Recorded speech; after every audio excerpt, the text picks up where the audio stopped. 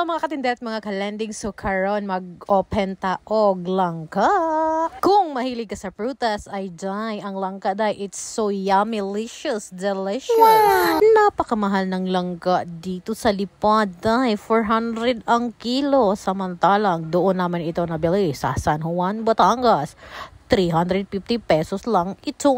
Ang isang kilong langka sa palengke ng Lipa ay isang buong langka na ng San Juan, Batangas. Kaya nabili namin ito ng mura dahil ang pinagbilhan namin ito ay ang kliyente namin sa lending. Pero bago kami makatikim ng langka na iyan, ay biniyahe pa yan ng aking asawa ng 2 oras.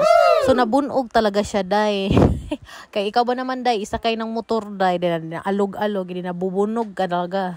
But after uploading this video and then mag-comment ka dyan na pahingi, sorry mga Mars, bago ko nag-post nito ay ubos na po ang langka. Opo, oo, narinig nyo po, ubos na po. Kasi ho, ang pamilyang ito po ay hangol po talaga, basta prutas po ang pag-uusapan, oy. So that's all guys, nagpapalaway lang ako. Bye-bye!